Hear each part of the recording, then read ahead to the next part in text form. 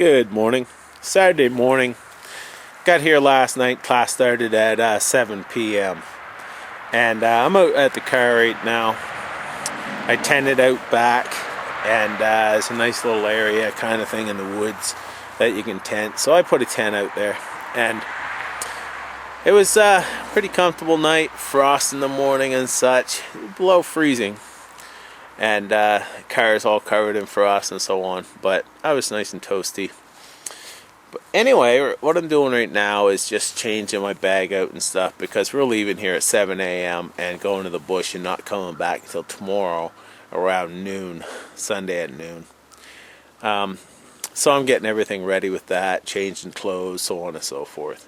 Last night was mostly, is in the classroom kind of thing. And went over a few, basically the mentality of survival, and breaking it down, the order of which you should be thinking and stuff that will help you in a situation. So it was pretty cool. I learned some things or whatever. There's a thing called a string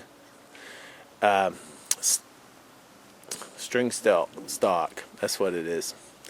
And that was pretty cool. They blindfold you, take off your shoes, and like I said, it was cold last night. It was close to freezing when we did that. And you hang onto the string blindfolded, and you walk through the forest hanging onto the string in your bare feet. That there showed me a lot. It showed me, first off, is how quiet I could be. And you take your shoes off and walk through the bush, you're going, ow, ooh, ow, kind of thing.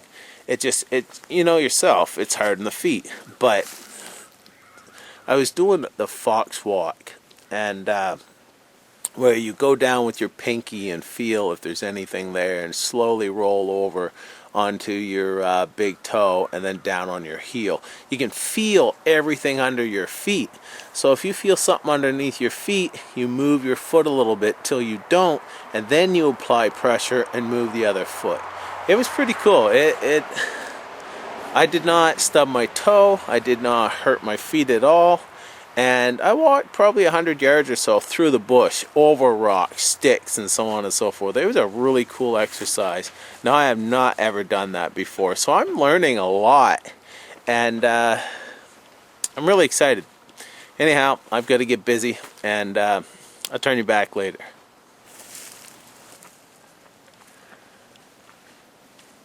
Say hello, Chris. Chris from Wyndham Woodcraft. He came out to join us on this venture. A buddy of mine. Stoked that he came along. Get all that frost. That's crazy. I better catch up with the crew.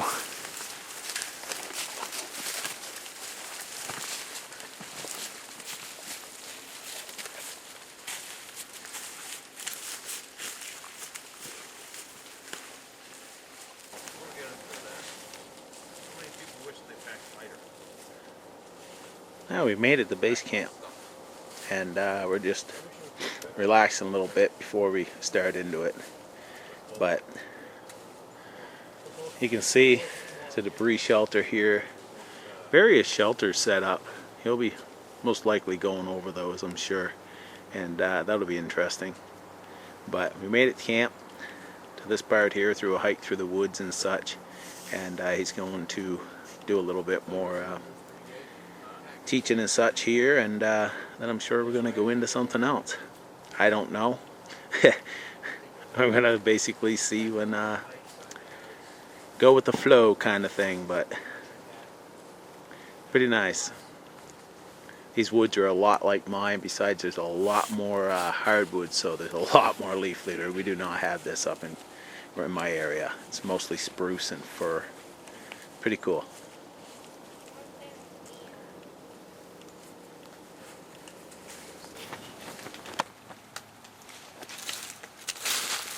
When you get to a place where you want to start looking for a campsite, take out your orange bandana and hang it on a tree limb. Okay? And this is where you're going to drop your pack. from here, now you can walk wherever you want and start looking for a good spot to set up camp. As long as you keep this in sight, within sight, you can walk back to it and find your backpack. Okay? Everybody get that? Does that make sense? That's a quick little lesson. Okay? This here is your classic lean-to type survival blanket shelter. Everybody's various spots around campsite here practicing throwing one of these things up, and we're going to be sleeping in one of those tonight, so that ought to be pretty cool. With the long fire, gonna have to collect firewood, and you're dependent on fire in a shelter like that. I mean, unless you've done it, you just don't know. Pretty cool. We've got Wind and Woodcraft over there. Chris, he's setting his up. And various boys around. Well, we got one already set up there. Good job.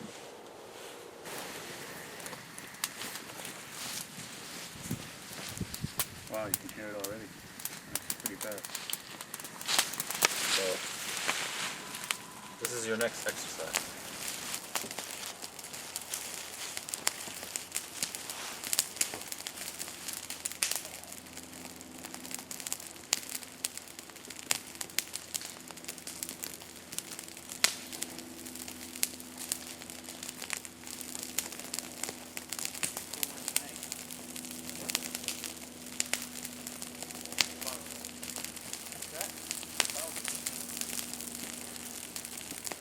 Clouds come in, actually, that means it's a little bit warmer than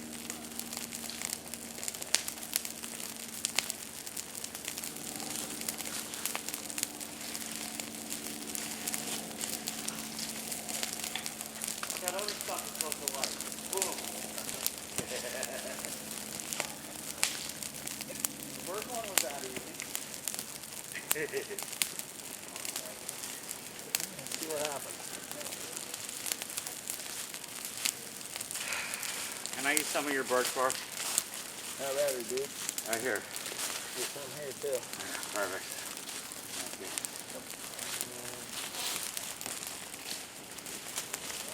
We have a boil.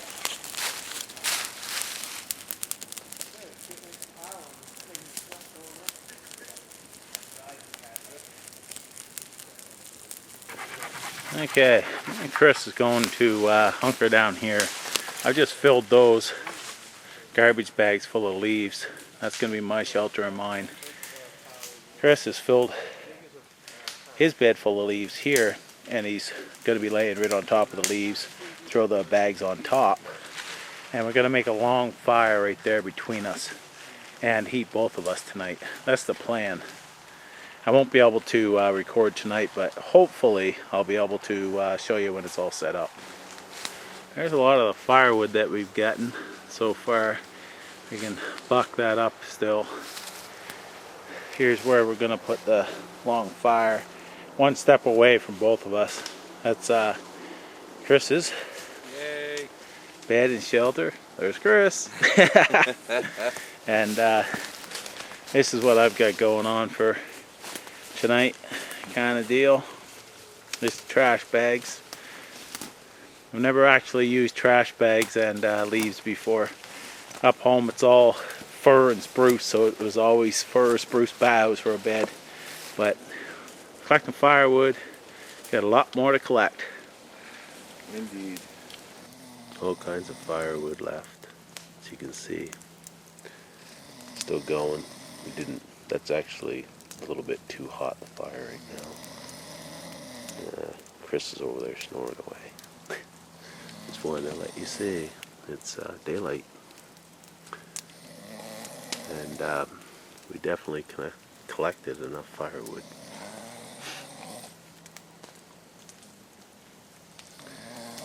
I don't want to talk too loud to wake everybody up, but just wanted to show you that it was a very nice toasty night. It wasn't cold at all. Actually too warm at We times. just did the challenge. Boil water, make a sustainable fire, and throw up a shelter within 15 minutes. I've got this boiling at 11, and you can see nice rolling boil, and that's a sustainable fire for sure. Thumb size and up, and that's going to go for a while.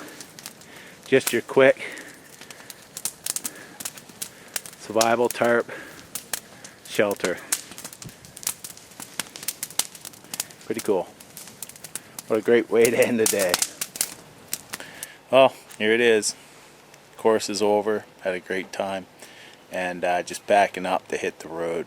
I'll give my thoughts when I get home and such. But I had a real good time and I learned a lot.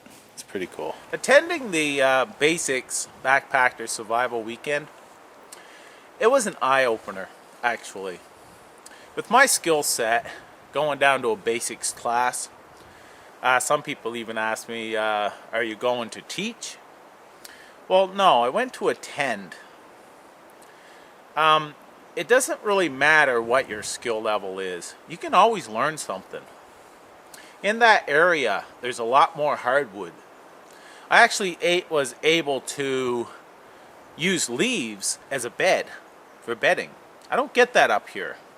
And maybe in certain areas, but where I go, I don't get that. I have fir and spruce, so that's what I use for my bedding.